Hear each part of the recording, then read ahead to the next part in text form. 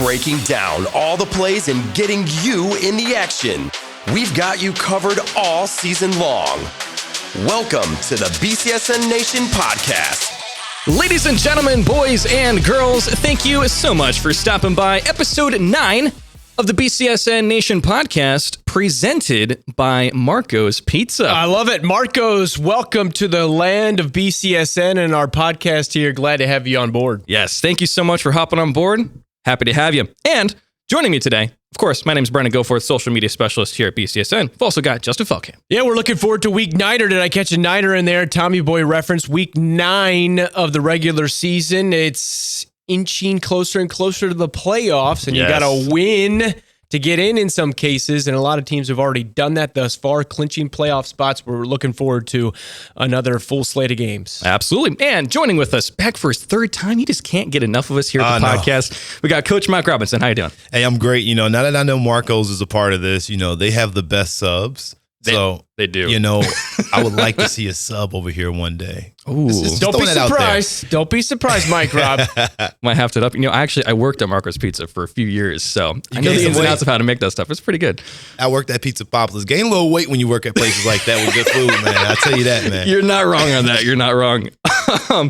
Well, thank you so much for stopping by today. Really appreciate it. You can catch me on Twitter at Brendan Goforth, Justin at Justin Felkamp, and Mike Robinson at Coach_Mike Rob. Coming up on today's show, we've got a lot of stuff to talk about. We've got the Player of the Week from St. John's. We've got the Starts at Scott's, pretty much going to be the City League Championship game coming up this week. We've got our Question of the Week, the Clip of the Week, Student Section Review, and the Game of the Week between Ottawa Hills and Northwood, and even more. Check out BCSN on our social media. It's going to be at BCSN Sports on Twitter, Facebook, Instagram, TikTok, YouTube. We've got daily content going out there. You don't want to miss it. Definitely check us out. And check us out next week for next week's episode. It's going to be episode 10 of the podcast, Wednesday, October 19th at 3 p.m. Eastern Standard Time. On all of your favorite podcast platforms, that's Apple Podcasts, Spotify, Amazon Music, Google Podcasts, iHeartRadio, and BCSNNation.com/podcast. We're going to have BCSN's high school football analyst, Mark Gibson, back on the show next week. All right. Let's go ahead and get started with our topics today. We're going to start it off with our Charlie's Dodge Chrysler Jeep Ram Player of the Week. And like I mentioned, coming from St. John's this week, we had the wide receiver, Tommy Gallagher, with really 2 really good performances in back-to-back weeks. Last week, of course, that's what he's winning the Player of the Week for, but he had 2 receptions, 2 receiving touchdowns, and a 2-point conversion pass in the win over St. Francis. And actually, something to note, he was actually coming off of a bit of a knee injury from the previous week, and the coach was giving him some high praise for his recovery from that. So with all that being said, what did we see out of Tommy Gallagher last week? Yeah, he's just been great. He's consistent. That's what I like. Guys who are reliable, guys who figure out a way to get open. You're not always going to get a 65-yard touchdown on every single series or even every single game, but this guy does the underneath routes. He does the outs. He does the ins. He does posts. He's very versatile. And when you have that, Mike Rob, as a weapon on your offensive side of the ball, borderline invaluable. Yeah, and he threw a touchdown or a 2-point conversion as well. He gets after it. He's a great underrated football player. Him and Matty Swift as well. I think the St. John's team is just really talented. They just coming on a little bit later on in the season than everybody expected. So I think St. John's and Tommy Gallagher, it's deserved. He deserves that honor. Absolutely. And hopefully he's going to play some defense because they're going to need every ounce of him going forward. Yeah, I think that both of them, those 2 receivers, and then the connection that they have, the chemistry that they developed as the season has progressed with quarterback Blake Lichtenberg, who we're going to talk about here later on yes, we will. In the podcast as well. But that relationship, you talk about it, how critical it is, but just knowing where your guy is going to be on a particular route where it's almost just second nature. Okay, he's going to be there. He's going to figure out a way to get open. When you got to go through progression at the high school level, that's when production slips a little bit. But with this Tommy Gallagher kid and Matty Swift, I know on Friday nights I've called their names several times, and that usually indicates that you're doing something well. So Tommy Gallagher has been a well-deserved Player of the Week honor. Absolutely. And you can go ahead and vote on our new poll that'll happen this weekend, Friday night. We're going to have a new Player of the Week poll. You can vote for that, and we'll announce our Player of the Week again next week. But again, congratulations to Tommy Gallagher on winning this week's Charlie's Dodge Chrysler Jeep Ram Player of the Week. All right, we're going to get into some games here, get into some topics.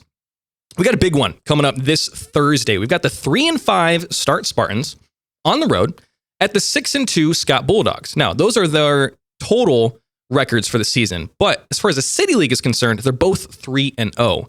And they're both expected to win their final game of the season. There's 2 weeks left. Their final game of the season, they're both expected to win. So really what we're looking at here is potentially really the City League championship between these two teams. One team's going to end up being 5-0 in the City League, and the other one's going to be 4-1. So what are we looking at with this big matchup? Well, I'm glad we got to this point. Sorry, I jumped the gun there. No, Sorry we got to this point where both teams are undefeated. This is a big BCSN Thursday night game of the week, 6 o'clock kickoff. We're looking forward to that. Mike, Rob, you're on the call, correct? Mm-hmm. So, Scott has done what they've needed to do. They got some upperclassmen. They got some elite skill position players. They got Champ Smith, Carnell Smith, quarterback. I got Daryl Barnett, and reliable guys. Once again, we talked about reliability with Gallagher there in the first segment, but with these guys, they have won close games, they've won blowouts, and they've gotten the job done, and they have upperclassmen. I mentioned this on another media outlet earlier this week. Start has a lot of young guys, and Godfrey Lewis has his work cut out for him, and they played a brutal schedule, Mike Robb, in the first 5 games of the season, non-conference, went 0-5. The offense was a borderline no-show against some great competition, but there was a stretch in there where they're getting shut out or scoring less than 10 points. They've rectified that a little bit in the City League, but I'd say Scott is the favorite in this one. I 100% agree that Scott is definitely the favorite, and I think that the guys over at Start would agree with that as well. From last year to this year, me and Tim, we talked to Tim Clagg, we'll be on the call for the game. We talked to Coach Lewis a little bit, and the big thing that they're worrying about in their camp is, can our guys, stay with it? Can they stay with it, understanding that they're the underdog? But they like that position in any way because they lost so much last year as far as the quarterback position. You had a starting quarterback that was only a junior coming back. He's not with the team. Your big-time playmaker in Corville Morgan, he's not with the team. He's over at Start. And they lost quite a few other guys, so they're just trying to find the right pieces to step in, and they found a quarterback last week in Marquise Yarborough, and he's done an excellent job for them, and they feel kind of confident in what they're doing, coaching-wise. I think that Scott has more talent athletically. They have Haynes. They have Beakus. You obviously mentioned the other guys, Barnett and Smith Jr., or third. It's a long line of Smiths over there. But I think right now it's going to come down to a chess match of coaching. Can Coach Lewis get his guys in the right position defensively to be able to handle the offense that Scott's going to bring at him? Yeah, and Start has not been accustomed to being an underdog. Right. They have been the preseason pick in the City League for a number of years. I know Waite was the preseason pick back in August to win, but they have slipped, and basically Waite is probably the third best team at this point in the season. But Start has typically had the largest amount of roster size numbers, and this year that is still the case as far as the roster size, but they're not necessarily the favorite because they lost so many guys, and then they have all these young guys playing varsity minutes under the Friday night lights for the first time. So they have their work cut out for Scott, but I think this game might be closer than people think. Yes, Scott is still the favorite, I think, but I think this could be a battle into the fourth quarter. Yeah, I'm agreeing. I think this game is literally going to come down to defense. We know that both of these teams got guys that can score the football. This is going to be a coaching job, in my opinion. All right. Who's going to coach this? Well, we're going to find out. You can catch that Thursday night. Do not miss it. It's going to be a really good one to see, and we're ready for it. All right. Let's jump into another discussion here. This is something that is interesting to talk about, and I want to go ahead and give this one over to Mike Robb. But I want to talk about what are the disadvantages to Ohio high school football teams, because in the state of Ohio, there are regulations on what the teams can do in the offseason. But that's not the case to some of the surrounding states. So what kind of disadvantages are the Ohio teams compared to not Ohio teams? Well, how much time do I have? Hey, we could sit here and go for a long time because this has been on my mind forever.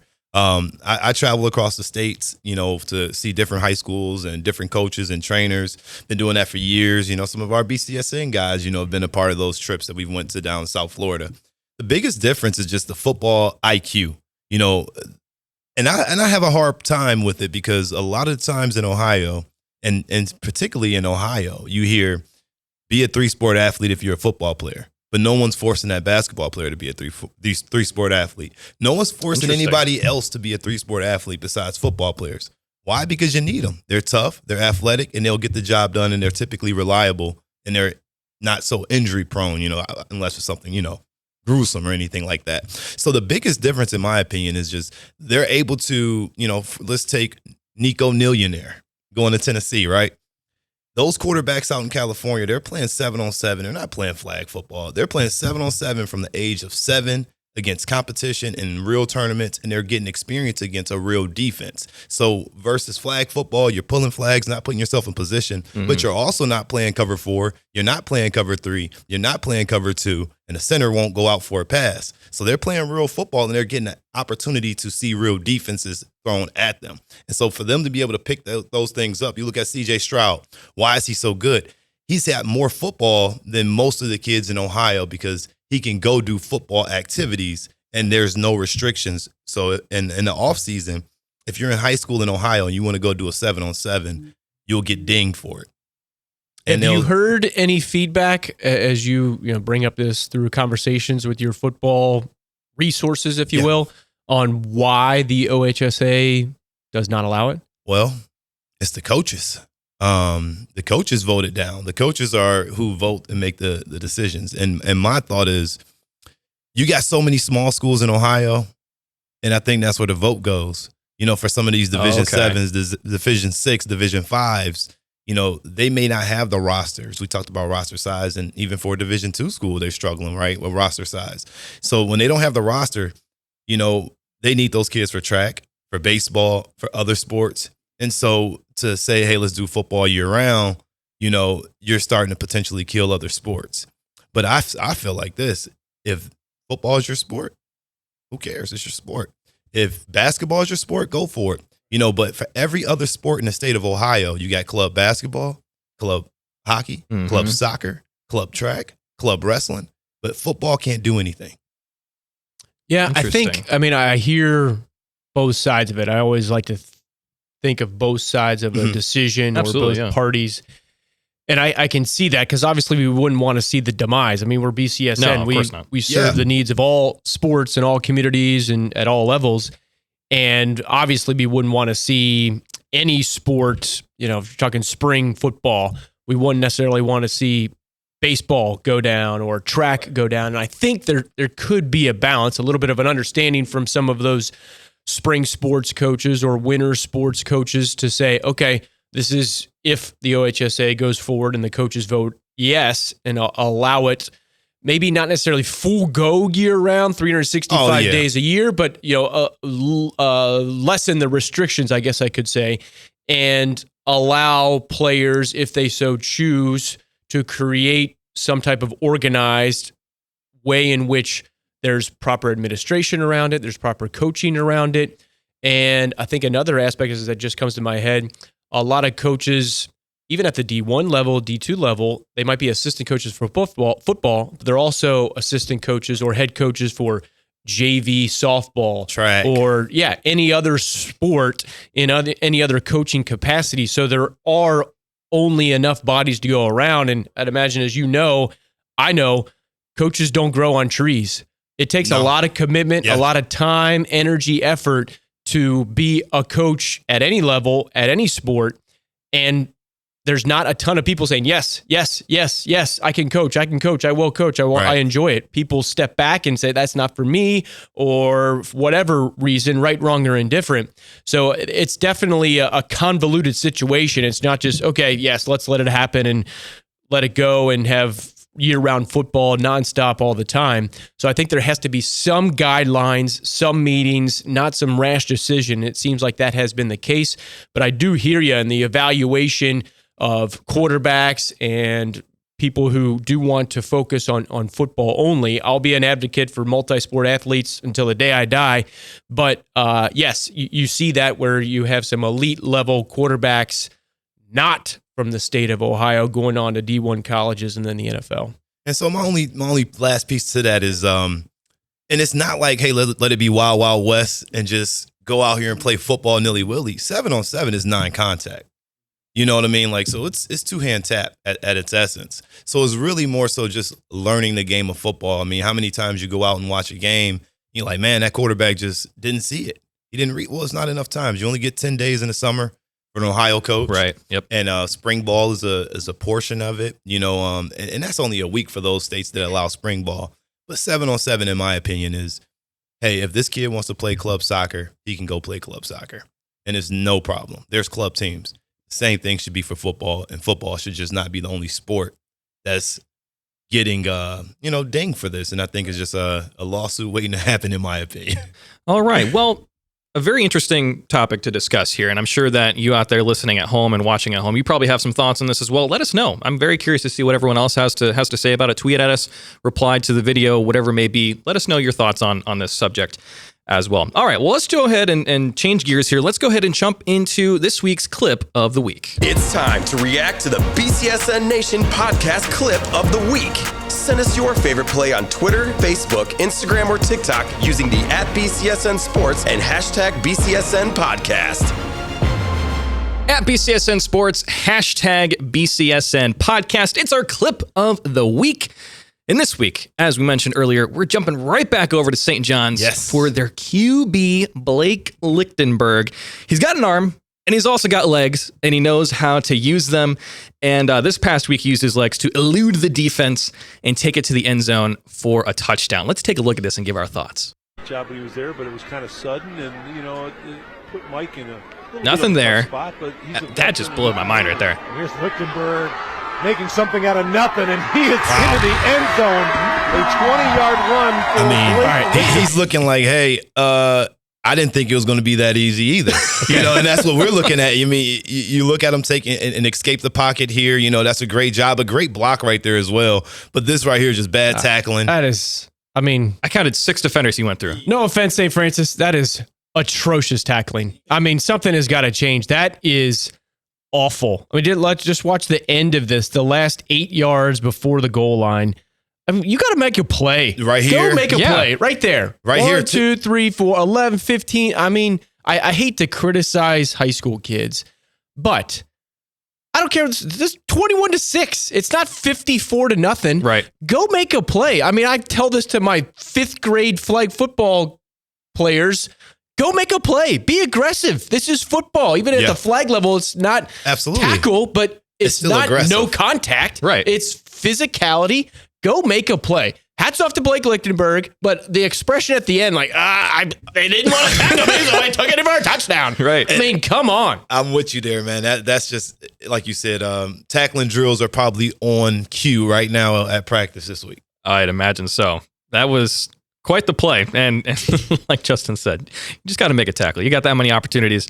And make you the get a tackle. chance to hit the quarterback. Yeah, I know. Past the line of scrimmage. Hit him. Blake, a few weeks ago, announced he's going to be a preferred walk-on at Miami, Ohio. So good for him. Yes, he's going to be closer to his brother, about 53 minutes away from the University of Cincinnati, where Brady Lichtenberg, currently the 3rd-string quarterback at last check with the UC Bearcats, top 25 team in the country.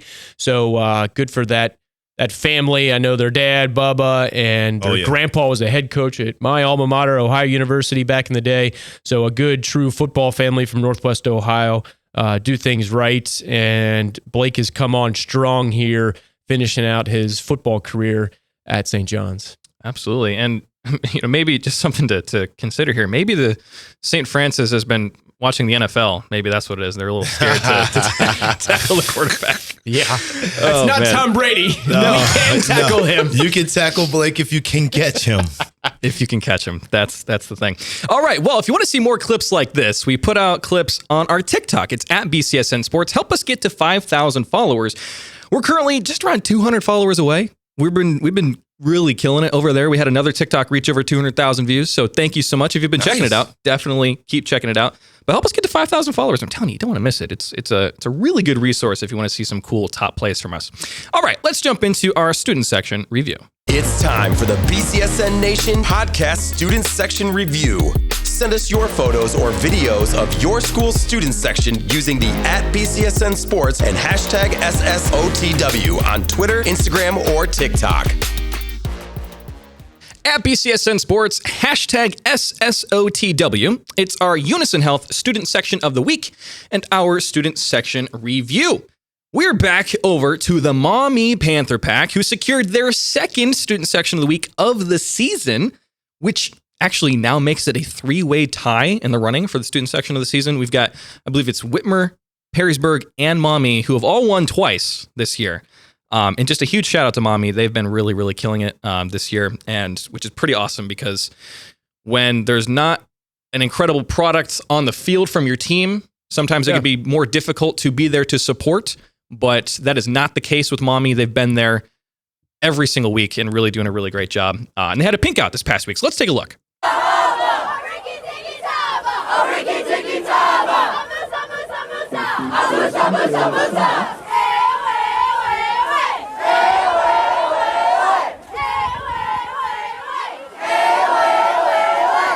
Just a really great job showing up and supporting your team. Yeah, they come up and they show up and they show out each and every week. Yes, we know that the Panthers are winless, but they're battling. Cam Kuchar doing the best with what they got, and they have shown improvement. You always want to compete. You always want to improve, and they're checking those boxes. The wins will come after you continuously do the competition and you do the improvement. They will get there. They're moving to the Northern Buckeye Conference next season, so there will be wins on the table. It has been tough sledding for them in the NLL, but back to the student section. I mentioned this on this podcast when they won it for the first time. Yeah. They come to cheer, and they had the pink out, and thanks to everybody across BCSN Nation that participated in the BCSN Breast Cancer Awareness Night. We had wristbands delivered, as you can see, a ton of different student sections, including Mommy, did the pink outs and altered their original preseason schedule of what their themes were going to be for that particular week. So we applaud and we thank and we appreciate the awareness that everybody gave to breast cancer awareness, the way we look at it at BCSN. If this helps one person or who helps one person get a mammogram when they weren't thinking about it, mission accomplished for us. So thanks and hats off to everybody who did their job. Absolutely. Yeah. Great job, Mommy. And like I said, thank you to everyone who participated last week. Well, you can participate this week as well. You can send us your pictures, send us your videos on Twitter, Facebook, Instagram, TikTok, using the @BCSN Sports and hashtag SSOTW. Very important. Listen clearly. Look at me here, okay? Very important. Send us as many of these posts as you can, okay? That's really the big part of how we choose this. We go off of the numbers. How many posts are you sending us? You may have a great student section, but if you only send us one picture and another school sends us 20, well, we're probably going to go to school that sent us 20 pictures. So do that. It's a volume game. We just want to see how entertained and how engaged you guys are. Definitely do that at BCSN Sports, hashtag SSOTW, and we'll see who's going to get that student section of the season here pretty soon. All right, well, let's go ahead and jump into this week's question of the week. It's time for the BCSN Nation Podcast Question of the Week. Send us your question on Twitter, Instagram, or Facebook using the @BCSN Sports and hashtag BCSN Podcast. At BCSN Sports, hashtag BCSN Podcast. It's our question of the week. If you would like to ask us a question to discuss here on the show with a whole segment behind it, then tweet at us at BCSN Sports and use the hashtag BCSN Podcast. But today I've got a question for you guys. Looking at the newest AP poll, we've got Central Catholic that's ranked number 8 in the state in Division 2, and Perrysburg is just sitting outside the top 10 of Division 1. Central, they had a week 1 loss to Division 2, currently ranked number 2 St. Ed's, which is 7-1 right now in the season. And Perrysburg had a week 1 loss to Division 1, currently ranked 5, Dublin Jerome, which are also 7-1. So with 2 weeks left in the regular season, what does Central Catholic and Perrysburg need to do to just try and climb the ranks a little bit more? Perrysburg get into the top 10 or Central move up a little bit more as we get to the playoffs? Well, I'll say, just speaking for Central Catholic, their only loss was to the Division I reigning champs. To St. Ed's 20-30. 20-23. What a big victory, big game that was. There was an onside kick that could have changed it. The referees. Hey, it is what it is. You go to Cleveland, you got to play Cleveland. It is what it is. Yep. But for Central Catholic, they've gotten better and better each week. One person that deserves a lot of credit is obviously Greg Dempsey, but on the defensive side, Ryan Brown. He is the guru, just call him Goo, because he just gets it done. If you take a look and just look at their defense, they are stout year in, year out. They never fall off.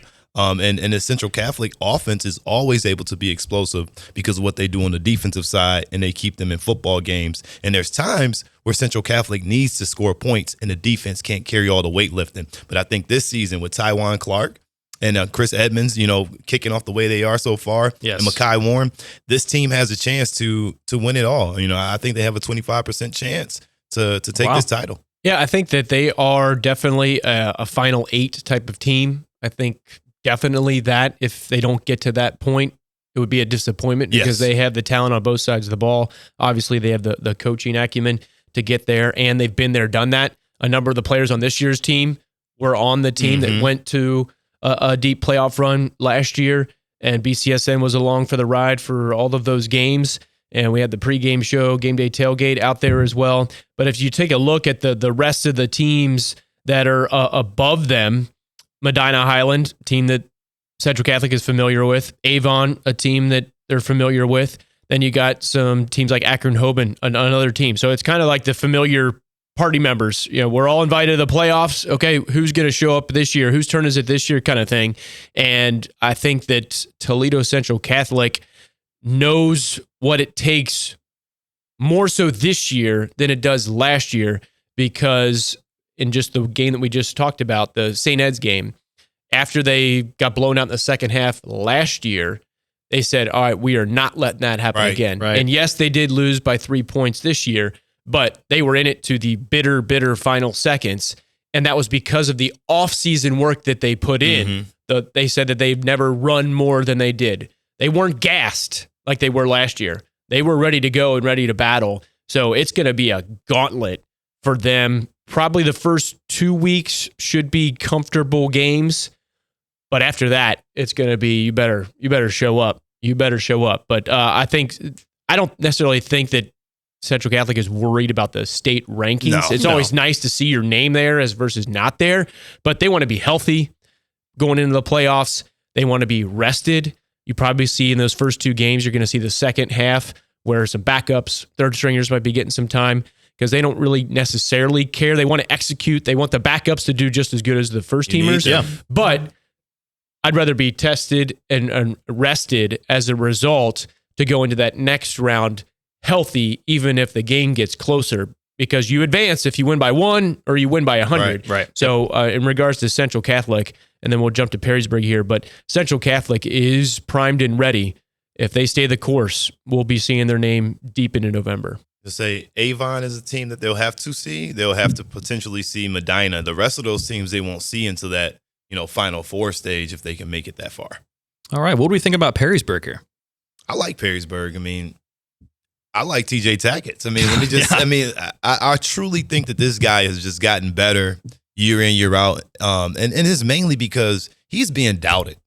I think that he's being doubted as a quarterback. Everybody's talking about the other guys around the area. That's true. Yeah. And since he's a baseball guy, committed to play baseball, I think, and he actually sent me a message the other night. We were just talking a little bit on Twitter. And he's just motivated to a different extent. And having Connor Waltonzak really helps. Having Jack Bohr, Finnegan, and the rest of the guys out there on the outside. I think that this is a team that's primed to make some plays, but defensively, they have to find a way to get a little bit better because there are some strong teams in that Division I. Yeah, definitely. It's definitely legit, but Perrysburg is legit as well. Yes. They've lost 1 game back in week 1, just like Central Catholic. And these teams are really mirror images because they lost by 3 in a game 23-20 and then 24-21 here against Dublin Jerome. Since then, they've scored at least 38 points, and a majority of the time they're scoring 45 or more.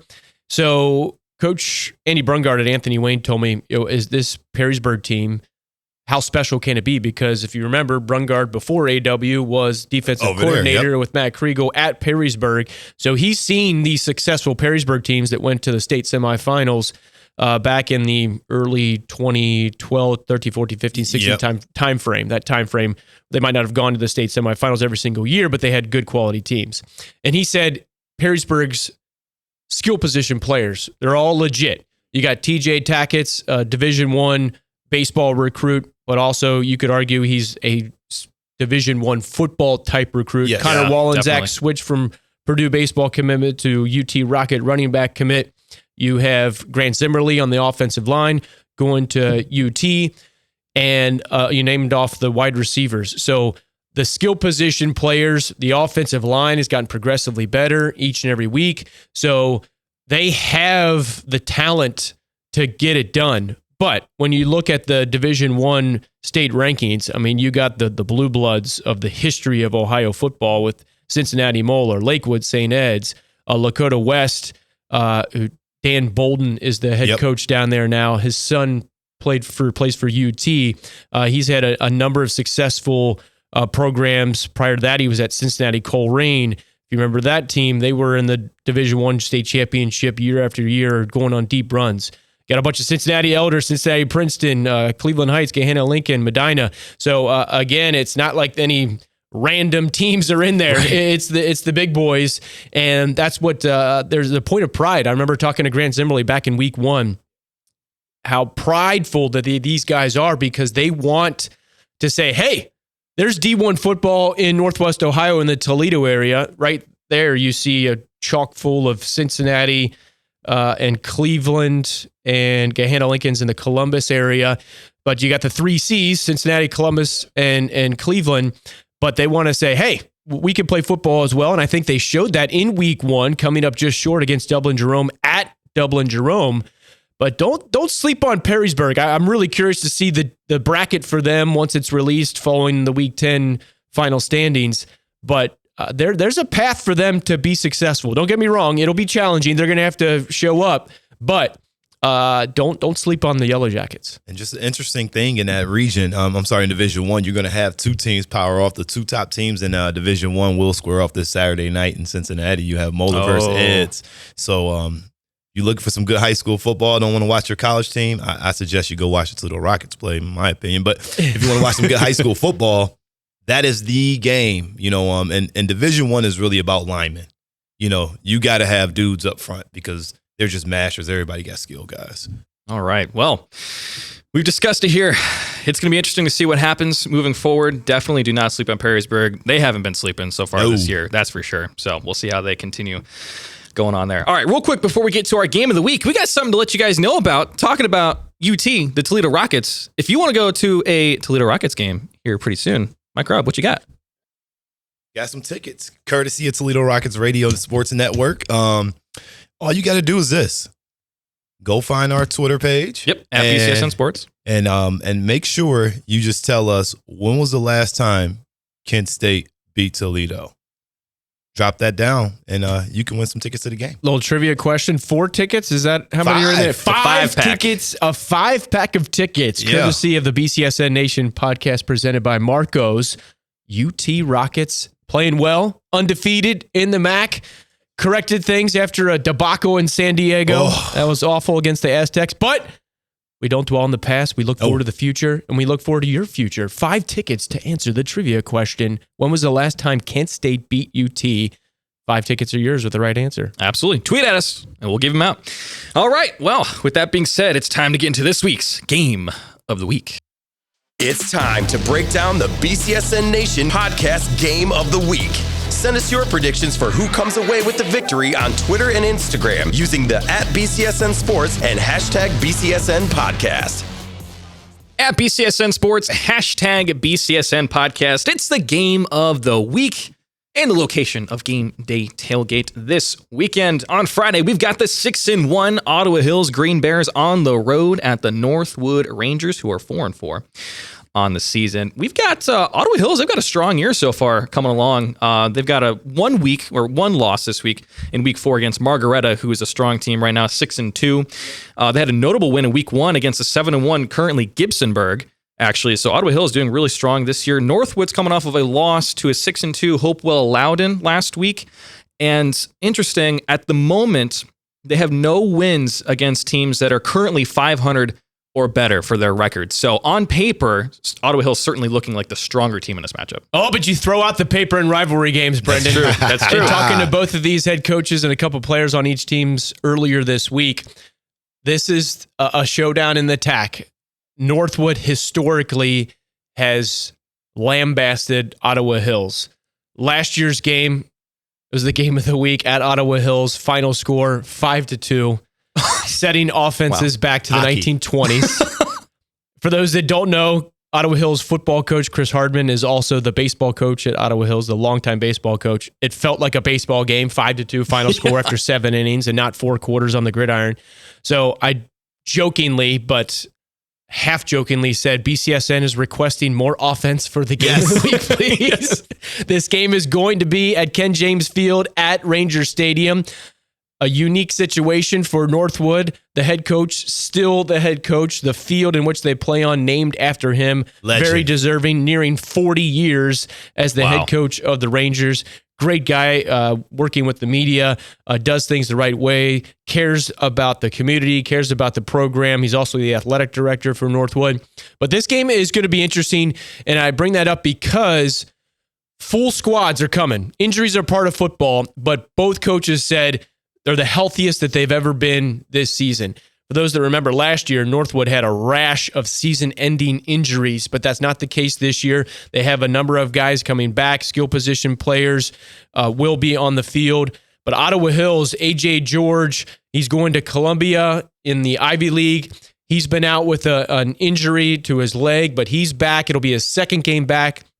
And a lot of his highlights come on the offensive side of the ball, Mike Robb. But he is arguably more valuable on the defensive side in a linebacker spot to shut down any potential run game that the opposing team has. But they're glad that he's back. And Chase Miller, their young quarterback, was out for a period of this season, but he is going to be back as well for this showdown against Northwood. I mean, I'm looking forward to this. A.J. George is probably the MVP of the league, in my opinion, even with missing some times. Really? I mean, probably the toughest kid, like you said. Defensively, he makes an impact. Offensively, they'll give him the ball some snaps. They'll let him play tight end. He'll play receiver. He'll play running back. He'll block. Whatever you ask that kid to do, he'll do. I mean, I'm surprised that he's only going to Columbia, in my opinion. You know, Dad's obviously a former football coach, knows the game. He's a football kid, and his dad's on the staff.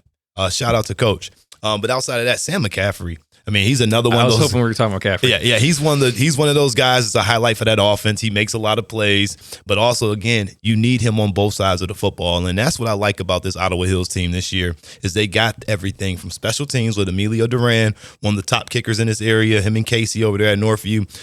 Great. I mean, because now we won't have a 2-point game. You know, now he can kick that field goal, and he's done it from distance. You know, so I really think that there's going to be a good. It's going to be a good offensive game. We talked about that. A good offensive game from Ottawa Hills. But on the other side of that, Ramonte Coleman, he's the guy, you know, for Northwood. I mean, Number one, correct? Yes. He can make a lot of plays. I've known that young guy for years. When he was at Central Catholic, you know, he thought he was going to be the man there, and he found his way over there at Northwood, you know, and he's shining, he's starring, and I think that he is the X factor for this team because he is so fast and he can do a lot of things both ways. And I asked the same thing to Coach Chris Hardman at Ottawa Hills about him, and he said he's so good that we're not going to kick it to him. So when it comes to special teams, punt returns and kick returns, well, you mentioned Emilio Duran, one of the best punters and kickers in the state of Ohio. Yes. They're going to utilize Emilio Duran's skills with his right foot to avoid putting them in situations. They're going to obviously occasionally have to punt, most likely, but they're going to directionally punt, purposely kick it out of bounds and try to get it inside the 20, inside the 10, inside the 5. But they do not want to lose because of number one in blue and yellow. Yeah, because he could beat you like that. I mean, he's beaten teams this year, and even in games where they're losing, he's still out there playing his heart out. So it's like, you know, you don't want to fall asleep on that man. And again, yeah, don't kick the ball to him. Yeah, he's a game changer, and that's where the coaching comes in. We were talking about starting Scott, and now coaches have an impact on the game. Figure out a way. Okay, it's probably not the first time that a coach has said, okay, let's avoid getting killed by number one on the other team when it comes to punt returns and kick returns. So figure out other ways to get him the football. In many cases, Coach Ken James and his staff have done so, but even more so because Ottawa Hills has such a secret, not secret weapon, but Emilio Duran with his punting and kicking abilities to, I guess, lessen the explosiveness that number one for Northwood brings and what the dynamic abilities that Coleman has each and every Friday night. And you got to worry about Baker as well. You know, he's their running back. He gets things done. And then on outside of that, you know, their other receiver on the opposite side is Mason Smith. You know, so when you're double covering Coleman, don't forget about Smith on the other side running that backside post, because they can really beat you and hurt you. So I'm looking forward to this game. I'm glad it's the game of the week. Yeah, and it's a matchup of smaller schools, but we shed the light and show the light of all D1 through D7 teams in our BCSN footprint. So anybody who says, anybody could kill these two teams, okay, keep in mind what BCSN is all about. We can't just say, okay, you're in a smaller school, we don't care about you. Right. Still great athletes. We mentioned going to Columbia for one of the kids, AJ George at Ottawa Hills. And this is a big matchup because it's a game in which Ottawa Hills really wants to win because they want to win a TAC title. The schedule sets up for them. They've done their part thus far. They win this game against Northwood. They get a showdown with Eden at home. So if they win out, they win the outright TAC title. All right, well, we will see how that game plays out. You can tune in to Game Day Tailgate. That's where we're going to be at this week. It'll be Friday night at 6:30. And, of course, the game will be at 7 o'clock. And what else do we got on the docket this weekend? All right, I got the list right here. We got Ottawa Hills at Northwood, the main game. We also have St. John's at Findlay. That's going to be a great matchup. A lot of D1 talent there. We got Lima Senior at St. Francis. Hopefully the defensive secondary for St. Francis can tackle somebody. Let's light a fire up against the Knights. We'll be your source for inspiration there. There we go. Knights fans, defense, offense, special teams. BG at Maumee. Southview is at Napoleon. Key showdown there. That's basically third place within the NLL. We got Lake at Rossford, Erie Mason at Whiteford. Whiteford just keeps on trucking along and trucking people. They're killing everybody. See if they can go on a deep postseason run once again. We got Columbian at Perkins, Big Bellevue game at Sandusky, and Montpelier at Margaretta. A lot of key matchups. I tell you what, some of the Sandusky area games in our BCSN Erie market have just been fantastic. On Friday nights, sometimes I'm trying to get editing done for the show, and I can't get it done because we got to wait until the fourth quarter because games going deep into it, and it's a close one-score, one-possession game or a tie game, and they've had some good matchups. But you mentioned it, Mike Rao, that Columbian Perkins game should be a showdown. Yeah, you know, Logan Lesh, the quarterback over there for Perkins, he's really good. You got the Rogue brothers over there for Tiff and Columbian. You know, this is going to be a nice matchup. Perkins have a sophomore wide receiver that runs like a 4.3, 4.4. I think Collier. Big time football player, so I'm looking for fireworks in that football game. I'll keep my eye on that one during Game Day Nation. Yeah, and all of those games that I just mentioned, all on the BCSN Now app. So get to your computer, your device, your phone, and log on. Absolutely. And check us out, Game Day Nation, 7 o'clock this Friday night for all of these great games. You'll catch this guy right there on Game Day Nation tonight. Or, no, not tonight, but Friday night. We'll be there. All right. Well, thank you guys so much for stopping by today. Really, really appreciate it. So you can catch us next week for episode 10 of the podcast, Wednesday, October 19th at 3 p.m. Eastern Standard Time. Don't forget about our trivia question. If you want to win a 5-pack of tickets to the Toledo Rockets game, tweet at us, answer that trivia question. Check me out on Twitter at Brendan Goforth, at Justin Feldkamp, and at Coach_Mike Rock. We'll catch you guys in the next one.